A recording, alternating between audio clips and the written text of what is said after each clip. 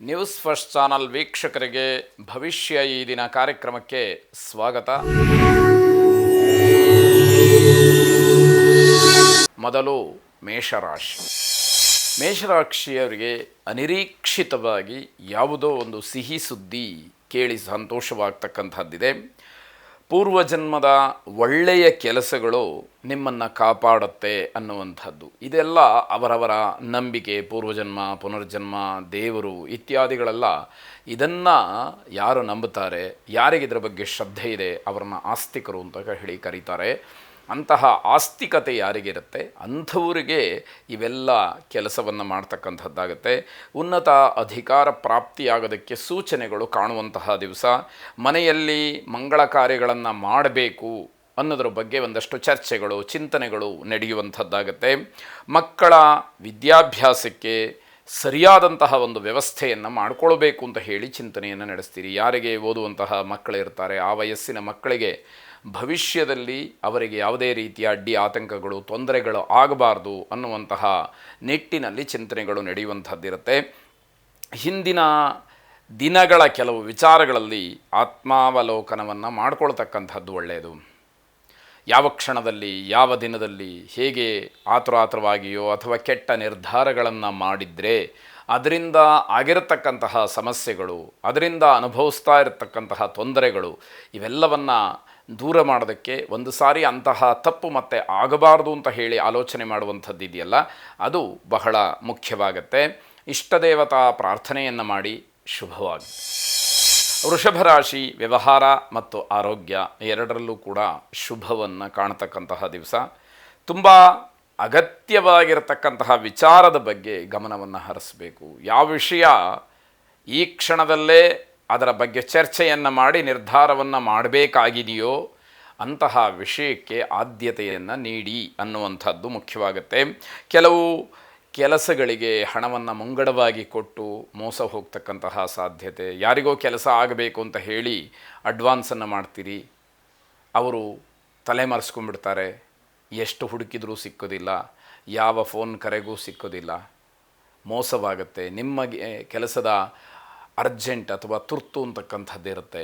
ಅಂತಹ ಸಂದರ್ಭದಲ್ಲಿ ಮೋಸವಾಗ್ತಕ್ಕಂಥದ್ದು, ಅನರ್ಥಗಳಿಂದ ಮಾನಹಾನಿಯಾಗ್ತಕ್ಕಂಥದ್ದು. ಯಾವ ವಿಷಯವನ್ನು, ಯಾವ ಒಂದು ವ್ಯವಹಾರವನ್ನು ಸರಿಯಾಗಿ ಅರ್ಥ ಮಾಡ್ಕೊಳ್ಳದಲ್ಲೇ ಮುಂದುವರಿತಕ್ಕಂಥದ್ದಿದೆಯಲ್ಲ ಅಥವಾ ತಪ್ಪಾಗಿ ಅರ್ಥ ಮಾಡ್ಕೊಳ್ತಕ್ಕಂಥದ್ದಿದೆಯಲ್ಲ ಅದರಿಂದ ಮಾನಹಾನಿ ಆಗುವಂಥದ್ದಿದೆ.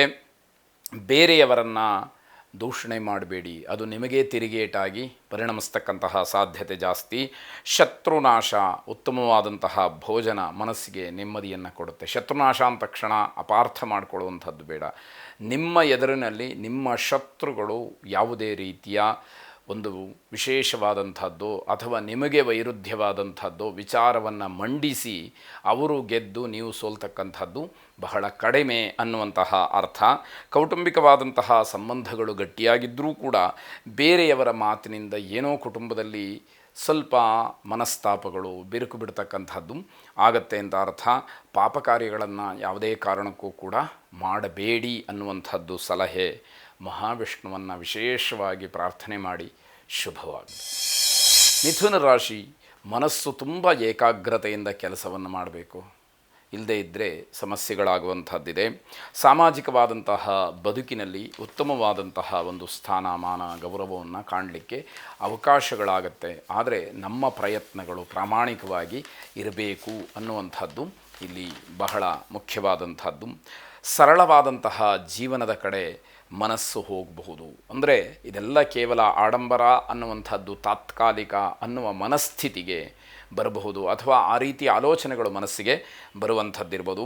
ಪಿತ್ರಾರ್ಜಿತವಾದಂತಹ ಆಸ್ತಿಯನ್ನು, ನಿಮ್ಮ ಕುಟುಂಬಕ್ಕೆ ಸಂಬಂಧಪಟ್ಟಿದ್ದನ್ನು ನೀವೇ ಖರೀದಿ ಮಾಡ್ತಕ್ಕಂತಹ ಯೋಗವೂ ಕೂಡ ಈ ದಿವಸ ಇದೆ. ನಿಮ್ಮ ಪಾಲಿಗೆ ಏನು ಬಂದಿರುತ್ತೋ ಅದನ್ನು ತಗೊಂಡಿರ್ತೀರಿ. ಹೆಚ್ಚಿನದಾಗಿದ್ದಂಥದ್ದನ್ನು ಅಥವಾ ಬೇರೆ ಅಣ್ಣ ತಮ್ಮ ಅಕ್ಕ ತಂಗಿಯರ ಪಾಲಿಗೆ ಹೋದಂಥದ್ದನ್ನು ಕೂಡ ನೀವೇ ಖರೀದಿ ಮಾಡ್ತಕ್ಕಂತಹ ಯೋಗ ನಿಮಗೆ ಈ ದಿವಸ ಒದಗಿ ಬರುತ್ತೆ.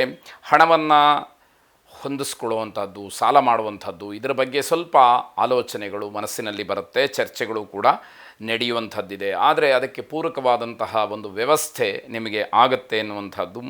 ಸಹೋದರರ ಕಿರಿಕಿರಿಯನ್ನು ಸಹಿಸಬೇಕಾಗಿರೋದ್ರಿಂದ ನೆಮ್ಮದಿ ಇರೋದಿಲ್ಲ. ಅಣ್ಣ ತಮ್ಮ ಅಕ್ಕ ತಂಗಿಯರ ಮಾತುಗಳು ಒಂದಷ್ಟು ಮನಸ್ಸಿನ ಮೇಲೆ ತುಂಬ ಪರಿಣಾಮವನ್ನು ಬೀರ್ತಕ್ಕಂಥದ್ದಾಗತ್ತೆ. ಮಹಾಲಕ್ಷ್ಮಿಯನ್ನು ಪ್ರಾರ್ಥನೆ ಮಾಡಿ, ನಮಸ್ತೇಸ್ತು ಮಹಾಮಾಯೆ ಶ್ರೀಪೀಠೆ ಸುರಪೂಜಿತೆ ಶಂಖ ಚಕ್ರ ಗದಾಹಸ್ತೆ ಮಹಾಲಕ್ಷ್ಮೀ ನಮೋಸ್ತುತೆ ಎಂಬುದಾಗಿ ನಿಮ್ಮ ಪ್ರಾರ್ಥನೆ ಇರಲಿ. ಶುಭವಾಗಿ. ಕರ್ಕಾಟಕ ರಾಶಿ, ಆರೋಗ್ಯದಲ್ಲಿ ವ್ಯತ್ಯಾಸವಾಗತಕ್ಕಂತಹ ಸೂಚನೆಗಳಿದೆ. ಅದರಲ್ಲೂ ಶಸ್ತ್ರಚಿಕಿತ್ಸೆ ಆಗುವಂತಹ ಸಾಧ್ಯತೆ ಹೆಚ್ಚಾಗಿ ಕಾಣ್ತಾ ಇದೆ.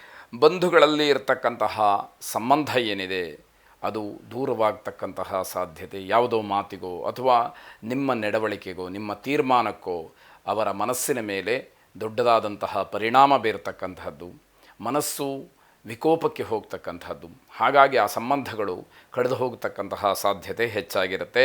ವಿಚಿತ್ರವಾದಂತಹ ಸನ್ನಿವೇಶಗಳು ಎದುರಾದಾಗ ನಿಮಗೆ ಬಹಳ ಅಚ್ಚರಿ ಆಗ್ತಕ್ಕಂಥದ್ದು ಆಗತ್ತೆ. ಮಕ್ಕಳ ಬಗ್ಗೆ ಗಮನ ಇರಲಿ. ಚಿಕ್ಕ ಮಕ್ಕಳನ್ನು ಒಬ್ಬೊಬ್ಬರನ್ನೇ ಬಿಟ್ಟು ಇರತಕ್ಕಂಥದ್ದು ನಿಮ್ಮ ಬೇಜವಾಬ್ದಾರಿತನವನ್ನು ತೋರಿಸ್ತಕ್ಕಂಥದ್ದಾಗತ್ತೆ. ಧನ ನಷ್ಟ, ಮನಸ್ಸಿಗೆ ನೆಮ್ಮದಿ ಇಲ್ಲದೆ ಇರತಕ್ಕಂಥದ್ದನ್ನು ಈ ದಿವಸ ನೋಡಬೇಕು. ಹಣವೂ ಕೂಡ ನಷ್ಟವಾಗುತ್ತೆ. ಮಾನಸಿಕವಾದಂತಹ ಸಮಾಧಾನವೂ ಕೂಡ ಇಲ್ಲದೇ ಇರುವ ಹಾಗೆ ಆಗ್ತಕ್ಕಂತಹ ದಿವಸ. ಈಶ್ವರನನ್ನು ಪ್ರಾರ್ಥನೆ ಮಾಡಿ. ಶುಭವಾಗಲಿ.